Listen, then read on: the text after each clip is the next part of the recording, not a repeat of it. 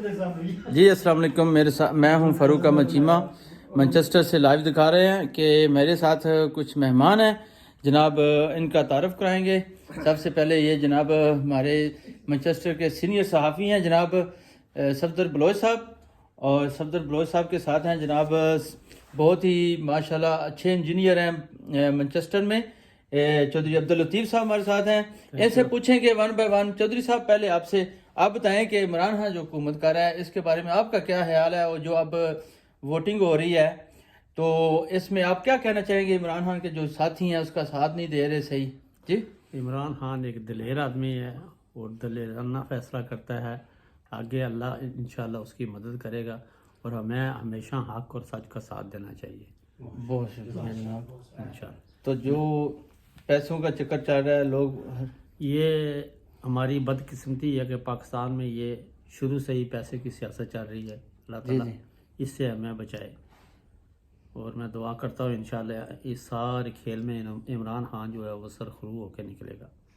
Very good جی، بہت شکریہ۔ یہ ہمارے ساتھ جناب سینئر صحافی مانچسٹر میں جناب صفدر بلوچ صاحب ہیں۔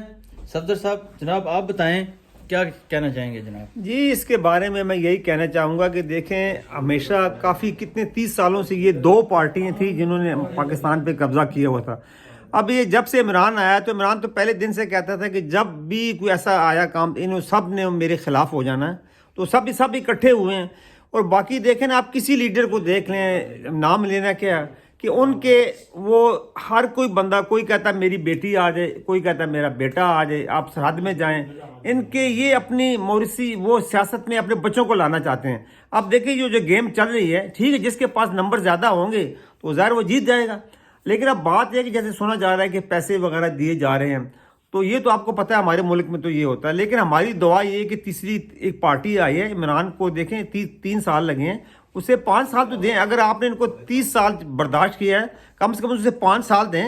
اگر وہ نہیں کرتا، وہ صحیح کام نہیں کرتا، آپ اس کو بے شک اتاریں، لیکن اس سے پہلے، وقت سے پہلے اس کے خلاف سازشیں کرنا۔ اور آج کل آپ یوٹیوب پہ دیکھیں، ہم لوگ ایک دوسرے کو اتنی گالیاں دے رہے ہیں، اور جن کے لیے گالیاں دیتے ہیں، میں یقین کریں اگر ان کی گاڑی بھی گزر رہی ہو نا روڈ سے، جو ان کے جالے ہیں نا، ان کی گاڑی کی گرد کو نہیں چھو سکتے۔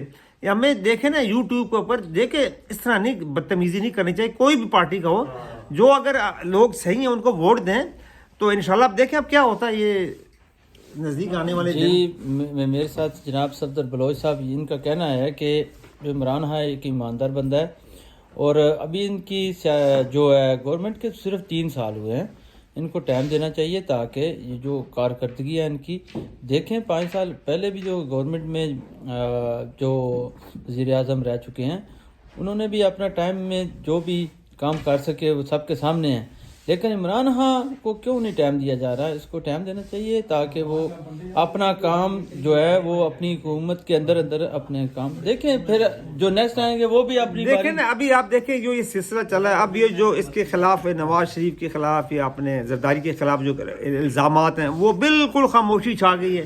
اب ابھی بیان میں خیال میں شہباز شریف نے دیے کہ یہ قومی حکومت قائم کریں، عمران خان کو نکالیں۔ عمران خان کی آخر اس کے بھی سپورٹر ہیں، اس کی تینوں صوبوں میں اس کی حکومت ہے، نکالنے سے یہ اصل میں جو میں یہ سمجھتا ہوں نا، وہ کہتے ہیں جی مقدمے ہمارے ساڑھے ختم کرو، عمران کو لاؤ تو سانو پھر دوبارہ آن دیو، ایسی صحیح طرح ملک دا جہاں تھوڑا بہت رہ گیا نا، بس وہ لوٹنے والا ہی کام ہے، لوٹنے والا حساب ہے۔ تو اللہ خیر کرے، عمران دلیر آدمی ہے، ان سارا حالات بہتر ہوں گے۔ آپ عمران خان کے لیے دعا گو ہیں؟ جی عمران خان کے لیے کیوں نہیں جناب، دیکھیں کورٹ نے اسے کہہ دیا کہ یہ کرپٹ نہیں ہے، کسی بھی جو اس پہ الزامات لگائیں یہ وہ، لیکن یہ نہیں کہہ سکتے کہ عمران خان جو ہے کرپٹ ہے، ٹھیک۔ ان کو تو دیکھیں، ان کو تو یہاں پہ ڈیلی اخباروں میں دیکھیں، لندن میں جب ہمارے ایک پر آئے تھے وزیر اعظم، اخبار نے لکھا تھا کہ ایک انصاف سے اگر ہاتھ ملاتے ہیں نا تو آپ اپنی انگلیاں گنے کہ انگلی تو نہیں رہ گی، نال ہی لے گیا تھوڑی۔ اچھا، بہت شکریہ جناب۔ میں ہوں جناب فاروق احمد چیمہ، FC TV دیکھتے رہیے، انشاءاللہ پھر ملیں گے۔ السلام علیکم۔